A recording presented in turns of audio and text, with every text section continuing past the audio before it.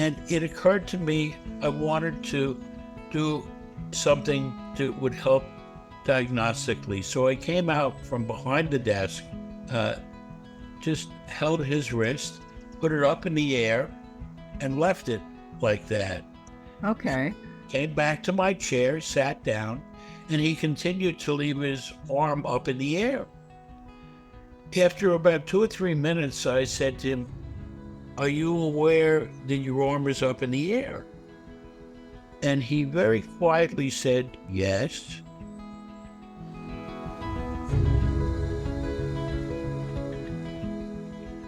Welcome to the A Different Kind of Psychiatry podcast, brought to you by the ACO. I'm Dr. Chris Burrett. Each month, we feature a narrated article, case presentation, or interview or discussion with one or more of our doctors who practice a different kind of psychiatry. We're interested in your questions and comments, and I would love to hear your feedback. Send an email to aco@orgonomy.org.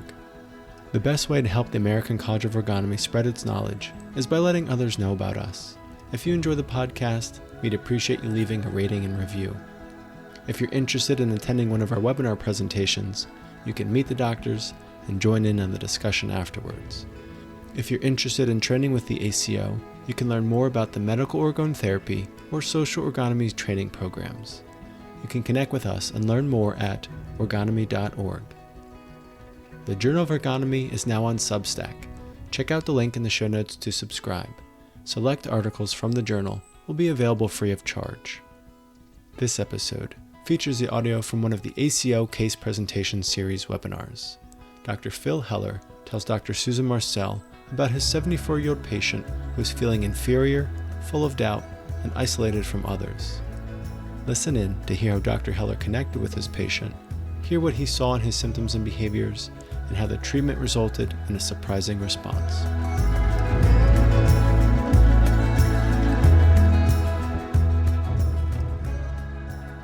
Hi, I'm Dr. Susan Marcel, and thank you for joining us today for the American College of Orgonomy, a different kind of psychiatry webinar. I am happy to introduce our speaker today, Dr. Phil Heller. Hello, Dr. Marcel. Good afternoon. Hi, Dr. Heller. Good to see you. So, Dr. Heller is going to be presenting a troubled 74-year-old man finally gets the right diagnosis. So, it's good to see you. Let me tell everybody about you. So, Dr. Heller is a board-certified psychiatrist, and he's a clinical associate of the American College of Orgonomy. He is in private practice in Colts Neck, New Jersey, and in general psychiatric practice in Princeton, New Jersey. Dr. Heller assists in a wide range of activities in support of the American College of Orgonomy and its training program. And he has authored articles for the Journal of Orgonomy. So Dr. Heller, why did you decide to present this patient? Thanks for asking. I think this fellow shows a very good example of the difference between traditional psychiatrists and medical orgone therapists in terms of how they go about making a diagnosis. Mm-hmm. So how did this gentleman come to find you and contact you? His wife actually called me as a result of reading a post I had online in the publication Psychology Today. Mm-hmm. I think it said something that the wife called and that he didn't. She was very pleasant. We had a brief conversation, told her about myself. She told me about her husband, and we set an appointment. What was the complaint? What was the reason that the wife was describing that you needed help with? He had been under the treatment of psychiatrists for many decades, and I'll get into that later. Okay. But hadn't seen a psychiatrist for about 3 years, and his general practitioner, primary care doctor, had been prescribing him medication for about 3 years. She wanted to get a psychiatrist on board to help her husband. And he was complaining at the time of feeling very low about himself, thinking that he was inferior to everyone else, was having a lot of trouble making decisions, and was pretty much self-isolating in the house. Mhm. Okay, that sounds serious. So when he first came in to see you, what did he look like, and what was your impression of him when you first met him? Well, my first impression was that I saw him with his wife at his request. Oh, interesting. Hmm. Yeah. Uh, for a 74-year-old, it's not unusual, but a little out of the ordinary. Uh, but he looked to be of normal size and shape, nothing tall, nothing short, a little bit pudgy. His eye contact was rather poor. His eyes were pointed at me, but I never got the impression that he was actually looking at me. Uh, he didn't give me the sense that he was really present in the room, but he was somehow distracted with something that I wasn't aware of. Hmm. Uh, his voice was rather soft, but he spoke very little. His face didn't move much. It was pretty much motionless. And his eyes looked very dull, as if they weren't quite alive, and almost gave the impression of being pulled back inside of his head. Hmm. His breathing was rather shallow and minimal, and his chest didn't move much, even standing or sitting down in the chair. Uh, he generally appeared to be showing a lack of movement, not only on his face, but his arms, legs, and generally uh, seemed pretty still. Almost sounds like he's frozen or just kind of Well, stuck. Not not much quite. movement. Yeah, Hmm. not quite, but I think that that's a good description of him, at least trying to thaw out from a frozen situation. But I So imagine he was more frozen at home. so when did this gentleman start having problems like this? What's his Hmm. history? Well, there are two legs to this history, so to speak, or two, two, two paths. When he was about, I guess he must have been about 10 years old, in the fourth grade, they had taken some kind of IQ test, and his teacher told him that he was somewhat limited. Why she said that, I have no idea. But it had a profound effect on this fellow that's lasted until this day. He still believes and feels that he's inferior and limited. So it really got to him and caused a lot of trouble. He did not seek psychiatric help until he was about 20, but in the interim, in his teenage years, had what was reported as 6 grand mal seizures. Wow. The, he described them in detail pretty much, and they certainly sounded like grand mal seizures. Whether they were or they weren't, I don't know. Uh, he was evidently hospitalized briefly, started on some medication, uh, and he never had another seizure after Oh, the age of 18. Never huh. did. That's Uh, interesting. and had stopped that seizure medication about a year after he was seen. I did not and was not able to get any further info about that with prior medical records or a neurologist. Never saw another neurologist either. Very interesting. Did he have any other medical problems, Dr. Hiller? When he was young, no, he was a fairly healthy fellow medically, but did seek out psychiatric help when he was about 20 for similar problems that he's had now, complaining that he felt inferior. That was the really crux of the matter. Uh, he was seen by his report 2 or 3 times a week by a psychiatrist for therapy and medication. He was treated with a number of different medications and actually was given lithium for quite a number of years, but developed early stages of problems with his kidneys, so that was stopped. And a lot of other medications were tried without much benefit. So they were treating him as if he had a seizure disorder and then a mood disorder, is what you're describing. Yeah, that's right. His wife said there was some mention of the word dysthymia, but it was never really clear to me what officially the diagnosis of the treating doctors were. Uh, but after a number of years on lithium and some other medications, and they were stopped, he was sent to a major university hospital in New York City and was observed there for about 3 days. They So came up. he was an inpatient. They kept him as an inpatient. It's difficult to say. He didn't say he was an inpatient, but was in observation. Maybe they had a lot of appointments or something like that. Mm-hmm. But they came up with two medications that they wanted to treat him with. I don't know what their diagnosis was. One of the medications was an anti-seizure medication, but is also used as a mood stabilizer. And the other one was an old-fashioned tricyclic antidepressant. And he has been on that for 20 or 30 years since. Oh, wow.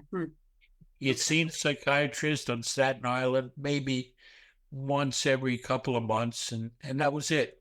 So You know, how I did saw that. Oh, sorry. well, how did this man function given that, I mean, he had these seizures, he's on all this medication, Yeah. he has seen a bunch of doctors. I mean, I take it he's married, and like, what does he do for his work? And do they have children? And how did he function? Okay. Well, it's a good question to give you a sense of what his life has been like. He and his wife got married at a fairly young age, I think their early 20s. They have two grown children out of the house being productive. So they must have done a fairly good job with the kids. He worked for an insurance company for many years, I think in information technology or something like that.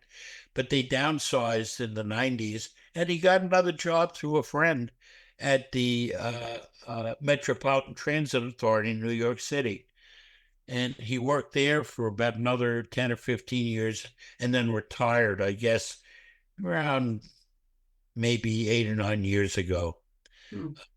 But what's interesting about how he functions day to day is that he takes care of all the household bills, does a lot of the financial stuff for the family, but yet continues to always complain that he's intellectually inferior, which his wife sort of smiled when he said that. She said, he's not inferior. He knows what he's doing. But So there was a real disconnect between yeah, maybe how his wife saw him and how he saw himself. yes, He that's sounds right. very, very competent, actually, and yeah, Yeah. he didn't have a sense of that within himself. So, um, And he was also very persistent. I got the sense from the way his wife described him, not him, that you could always depend on this guy. If he promised he was going to do something, he never forgot. mhm. He's very good with that. Uh, and that he was not a moody person, uh, didn't have unpredictable changes in mood, with the exception of maybe once a year, no more frequently, he would have these outbursts of anger and rage that would come out of nowhere, probably were provoked, but I don't know what the provocation was. Last, I don't know, 5 minutes, 10 minutes, we would scream and yell, wouldn't throw anything around, wouldn't hurt anybody, wouldn't hurt himself. And then for the next week or so, seemed a lot more outgoing and relaxed. Oh, how interesting. So it's like Yeah. he burst out of something. Yeah.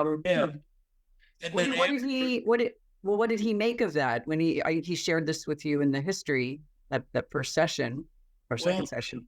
his wife really told me that. Uh-huh. Gave me a lot of the history, which might have been part of the reason that he wanted her to be there, because he has trouble speaking up. But what they really didn't make much of it, other than well, it happens every now and again. Hmm. I don't think they tried to connect the dots in any way. Okay, so all this is, you're getting this history all in the first session. It seems like a Yeah. while. So Yeah. take us through the first session and then maybe the second session and how Sure. it unfold. Okay. So, going through all of this material with him, what he did for a living, his responsibilities, taking care of himself, mood issues, all of this stuff, he was telling me that, most of the time he would stay to himself. When things got worse, he was self isolating, had a lot of trouble making decisions, would doubt everything and check and double check things. Uh, but the intensity of that would come and go. But every now and again, he really gets stuck and gets stuck in the house. It's difficult to do much of anything. Clearly, he described himself uh, in a way that made me have good reason to think he was introverted and not extroverted. Yeah, maybe for our audience, what's the difference between introverts and extroverts? What's your sense? The way I like to define the difference is that an introverted person tends to feel like their place of safety is when they're alone or with very few people. An extroverted person enjoys and feels most comfortable when they're out in the world with a lot of people. Okay. So you saw this gentleman as an introvert. I mean, the way he's describing his life, his wife describes. Okay. Right. Very quiet. He would say very little. Tough for him to get moving, either vocally, emotionally, or physically. Yeah. Okay. So I saw him 2 times evaluatively sitting in a chair across from a desk from me,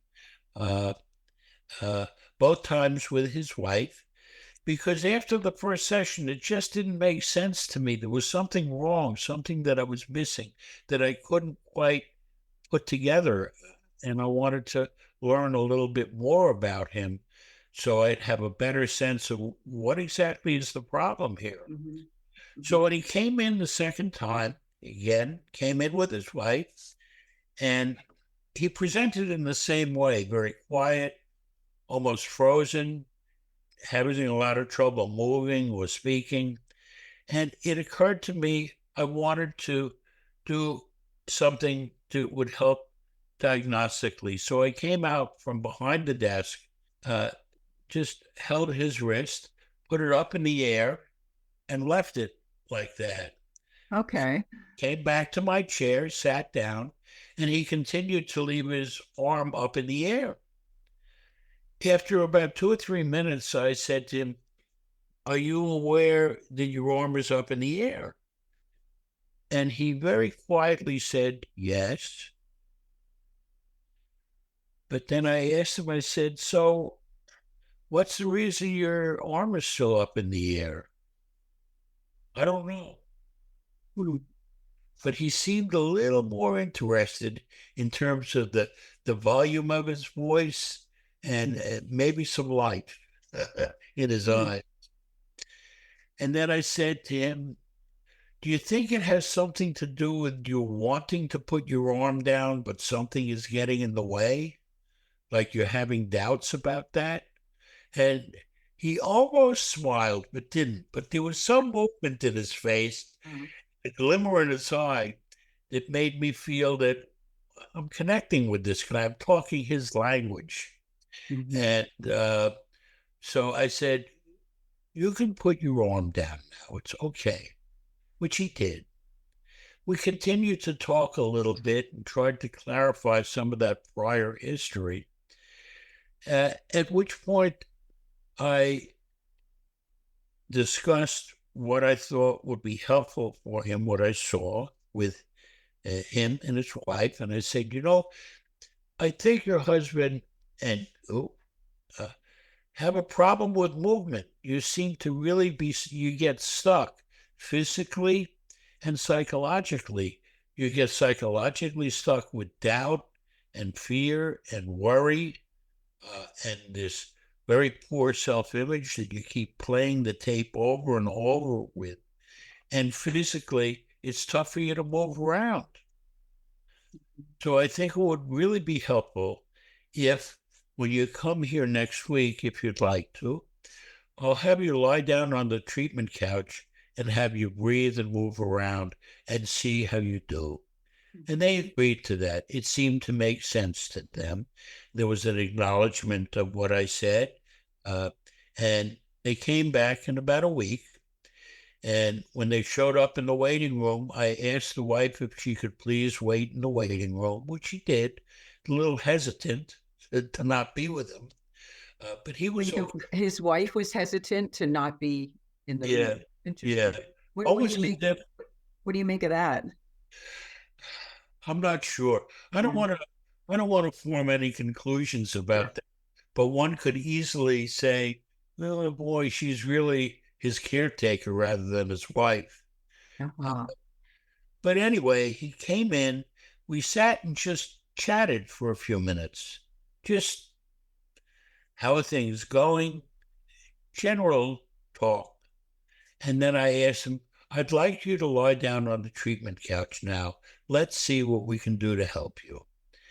And he did so, but he did so in a very cooperative way.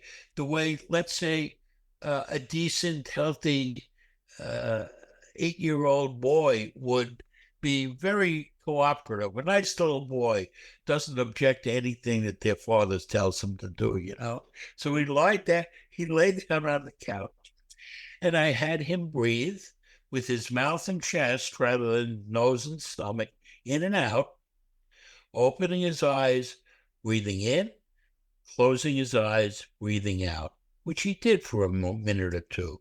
And then I added to that by asking him to sigh a little bit on breathing out, which he did very cooperatively, move his face around. And I showed him an example of just moving my face, and he did that too. And then I asked him to see if he could kick alternately with right and left legs, kicking. And he did so, but it seemed very mechanical, almost machine like initially, and a little slow. So I asked him, pick up the pace a little and let's see how hard you can kick. He did so, and it started to build a little bit more of a rhythm that was more fluid, less mechanical, and more force to it also. And after about 2 or 3 minutes of doing that, he unexpectedly turned to me and smiled like this, like, wow, that felt good. It was totally unexpected. And How did you react to that? I said, that's great. What's on your face? What just Right. happened? Mm-hmm. And he said, I'm smiling. So he was aware that he was smiling. He could feel it. I asked him, I asked him, what's on your face? He said, I'm smiling. And I said, that's great. What was the last time that happened? And he said, I don't know, a long time ago. Wow. Wow. I said, wonderful. Let's have you get up, have a seat, and we're going to ask your wife to come back in, which she did. And she came in, and he was still smiling a bit. And she looked a little surprised. And I said, what do you see? And she said, he's smiling. Right. And I said, well, how unusual is that for him? And she said, very unusual. And I said, it's great. So I'm not the only person who's seeing this. You're seeing it, and he's feeling it. This is a really good example of what can happen if he just gets physically moving and breathes a bit and is with somebody who speaks his language, like me. Mm-hmm. So they were both really taken by it. They seemed pretty impressed and happy. And I said, it's wonderful that he's responded this way. I'd like to continue to try to help him. This isn't a permanent fix, so to speak, but it's good evidence that we're on the right track. So I'll see you in a week.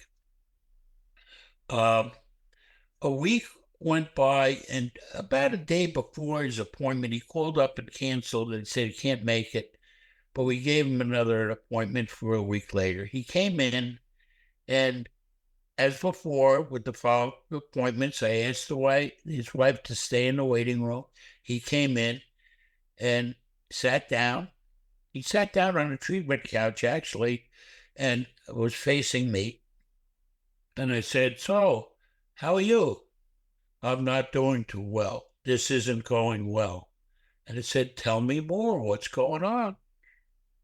She said, "Well, I felt pretty good for a few hours after I left here last time, but it went away." I said, "Okay, what came back?" "Well, I think I'm stupid. I'm having trouble making decisions, not going out with my wife and taking walks as you had suggested. I'm stuck again." Didn't say it that clearly, but that was the nub of what he was saying. And I said to him, "Well, let's have you lie down," which he did. And he kept on saying, "I'm not feeling good. I'm not." And I said, "Tell me more about not feeling good. Is there more to it than that?" So he sort of rattled off a number of complaints at that point, and they all seemed to be very negative. And and it felt like there was a large amount of anger in his voice that I could detect. And I said to him, "I want you to try to do something that might help. Can you say the word no and just get as loud as you want?" So, like a good little boy, he did so. First, he just said, "No, no." But then I said, "Louder. You can get louder than that. Let's hear it." And he got progressively louder, and he started to shout, "No." And as he did so, I said, "Who are you talking to?" Because it wasn't clear to me that he was saying it to me or anybody else. And he turned to the side and he looked at me and he said, "I'm saying it to myself." Oh, "No." not bad. Ah, And I said, "No what?" And he said, "Stop being so hard on me." wow. So just to circle back with his history, And the seizures as a teenager, he's on medicines for years. He's seen many different psychiatrists over the years he was in treatment, and here you are, just a couple of sessions, and I think like the traditional psychiatry versus medical orgone the difference, and I think maybe you could describe that a little bit for it's a good question to ask at this point in this interview. The traditional psychiatrists tend to stay pretty much on the surface in terms of symptoms and what they see as the basis of their diagnosis. With this guy, he was socially isolating, not moving around much. Probably his appetite was not too good, sleeping a lot, not saying much, which is a classic presentation of somebody who's depressed. And interwoven with this were these outbursts, maybe once a year, of getting angry. And given that, it's easy to understand, although I don't know for a fact, that they're looking at this guy saying, "Oh, he must be bipolar, manic depressive, with these outbursts of rage and most of the time depressed." And they tried him on a lot of medication. So, that being the way that a traditional psychiatrist would approach it, uh, before I get into describing how a medical orgone therapist would approach it, the basis of what we do, one of the basis of what we do, is the emotional structure of people is layered. And there are three layers that we have identified, elucidated by Wilhelm Reich, Ellsworth Baker, Charles Konya, and Peter Christ in wonderful articles in our journal. The outermost layer, called the facade, is that behavior and attitude that's shown to the world, that interacts with the world. It's on the surface. And we all have a facade. Underneath the facade is a layer that we've described as the secondary layer that contains all the scars and difficulty that people have endured in their life, anger, fear, sadness, terror, all of that is contained in there. And then even deeper beneath that is the core, the emotional core of a person, their basic nature, where healthy impulses come from. When you look at that structure, when a healthy impulse comes from the core, from their nature, it moves through that secondary layer and gets distorted or changed in a way that describes their characters, what we call their character structure, because that stuff reaches the surface in a distorted, unhealthy manner. That all being said, the way I approached this fellow was not only to look at his current symptoms on the surface, such as sleeping, eating, all this stuff, all this very superficial stuff. It's important, but it only gives a piece of the picture. But I also had a sense of, did he make good eye contact with me? Right, right. Did he feel present in the room, or was he somewhere else? Was he moving physically? What was he like? Did he show any emotion? And if he didn't, what appeared to be getting in the way? Was his jaw tight? Like this? Were his shoulders hunched as if he was trying to protect himself? Was he not moving? Has he, maybe doubting whether or not he can move or he can't move, or frozen with fear?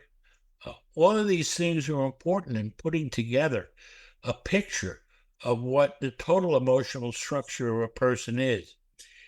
There's one other thing that's very important too, is that a lot of people, including traditional psychiatrists, identify anxiety as a significant symptom. We all get anxious, all of us. There are only few exceptions to people who never get anxious. I'll leave the psychopaths out of this. There are two types: people who are dead or over-medicated don't feel anxious. All the rest of us, including me, get anxious. Sure. That's not where the problem is. The problem is, what do you do when you're anxious? Some people get quiet, some people get loud, some people get nasty. Some people have anxiety attacks where they feel as if the world is coming to an end. So all of that is an important part of the picture that needs to be observed and seen and taken into account. So with your patient, given his history, again, the seizures, all the medicines, Yeah. the numerous psychiatrists, the outbursts of rage once a year, I'm thinking about how traditional psychiatry sees him kind of one-dimensionally, like a checklist, whereas you're describing as three-dimensional, the facade, the secondary layer, the core. Even just in a couple of sessions, you saw all those layers. You got, and I think he picked up on that. He sensed that you got him. Yes. Yeah. That's a very good observation on your part. I think you're right. Yeah. Which he responded to by the smile. I mean, I think that says it all. Yeah. But he couldn't sustain it.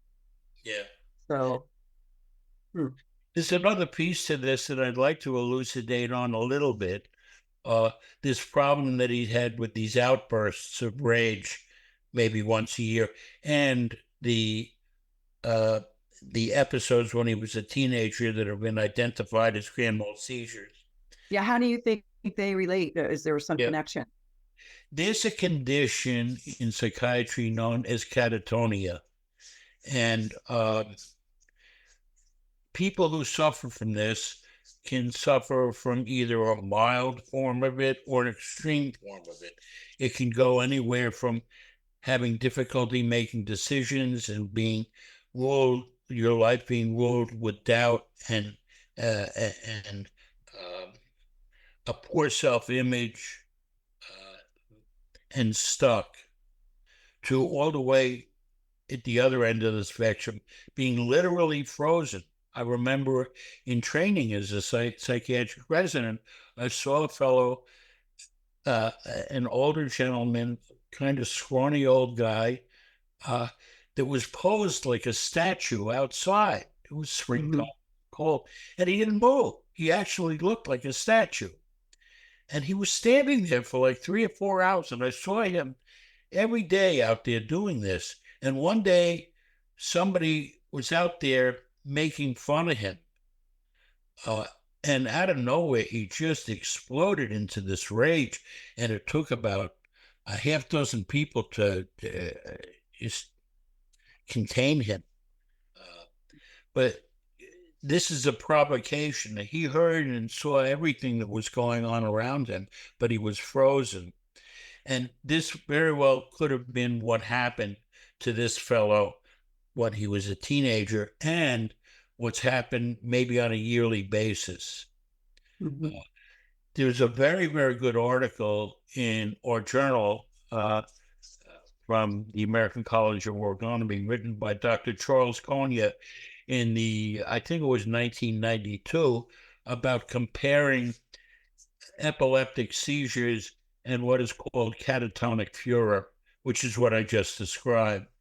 And it's an excellent article. If anybody wants to look at that, they could contact the college and see if they can get a copy of that. But getting back to this, putting all this picture together, I think it's good for me to include that. It's a very important piece of the puzzle that made me think there's something wrong here that doesn't make sense. Sure. Yeah, and I'm reminded of 2 patients that I've taken care of when I worked at the VA hospital in Pennsylvania. And we had a woman who would stand in the hallway with her arm up or any posture you put her in, and she would stand there for hours. And there was a very sad quality to her face. And she wouldn't answer questions. She was very, very sick, much sicker, I think, than your patient. But, every day I would come around the same time and she would stand in her spot. So she got from her room to the spot. Somehow she would move and just stand there all day. And she was basically being kept there because she couldn't function at her residence. And there was a sadness to her. And I've always wondered I didn't really know her history in depth as much as you know this gentleman, but there's so much more. I'm sure there was so much more to this woman than was evident on the surface, but the immobility was so striking. Yeah. So I had another patient who been one of my first residency rotations, where I was assigned to take care of a woman who was brought in on an involuntary commitment, and she was, because she had been violent. She was in a fight, so I don't know the details of all that. But she came in. She's a very heavy set woman, and wouldn't talk to us. And she every day would come out of her room and climb under the table in the community room kitchen area and just sit there for hours and not move. And what became evident was she started like clucking like a turkey, and we realized like she was making some noises that sounded like a turkey. So there I am, the resident, I'm trying to take care of her, and I trying to interview her in a traditional way, and it just she wasn't responding, and she would freeze. She would just sit there immobilized. And I sat with her for a long time every day just to see what would happen. It was just instinctive. She wasn't going to do a traditional checklist interview. How are you doing today? And there was, I guess, maybe about a week into this, all of a sudden, one day, she just turns and looks at me and says, doctor, you're crazy. And then she went right back to being totally immobilized again. And it was one of those moments where somehow me going there time after time and just sitting with her, I connected. Like, she saw me. She knew I was there, and she had a smile on her. That's what made me think of her. Your gentleman had a smile. This woman had the smile, like, you're crazy. So there was some part of her that wasn't crazy.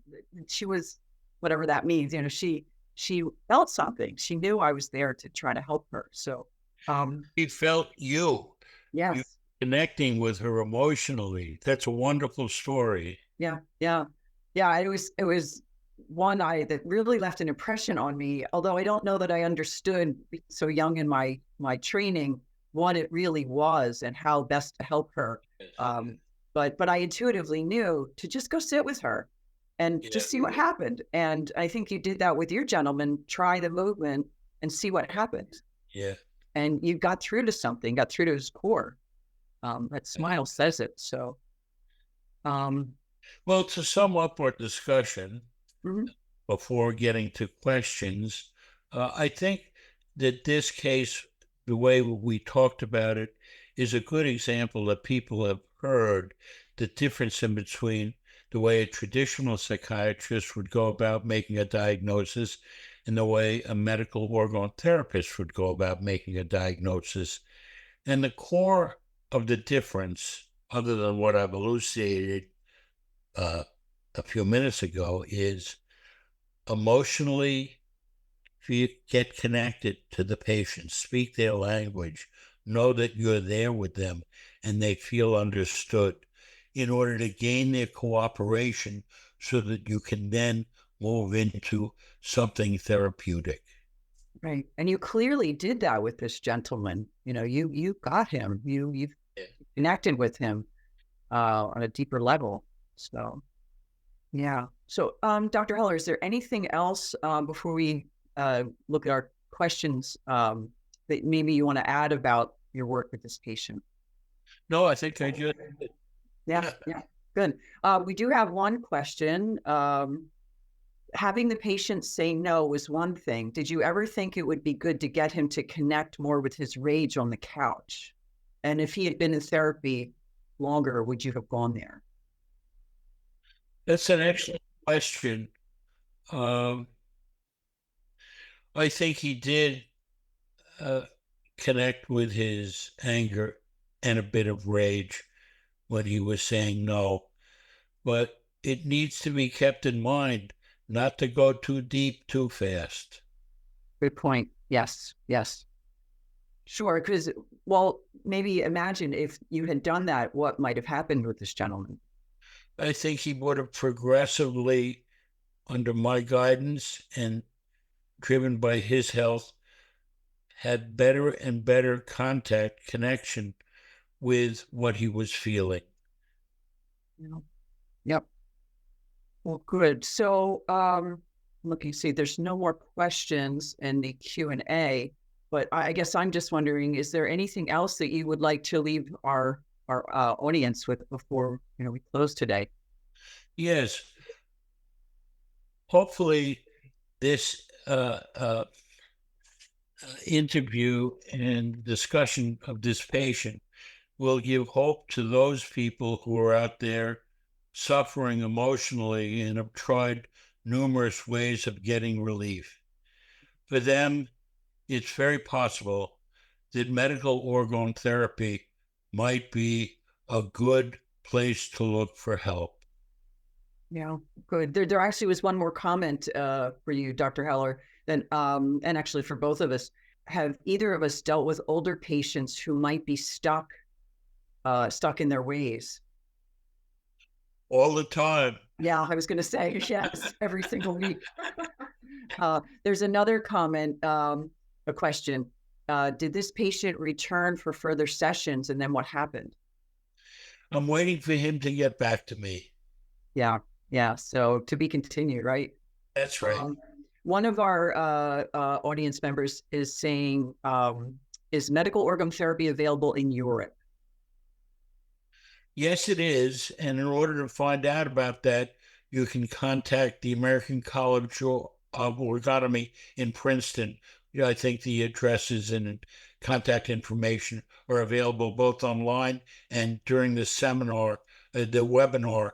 I think they've been posted. Yes, yes. Great, great. So, well, there's no more questions. And Dr. Heller, I really want to thank you for the work you've done to pull this together and present this patient, and for your understanding of this gentleman. Kind of remarkable what you've done. Thank you. You're welcome. And it was a pleasure talking about this. And hopefully it will allow people to see that we really are a different kind of psychiatry. Yes. Yes.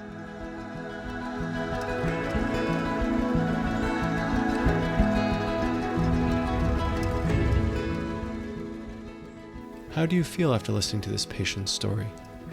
What do you think?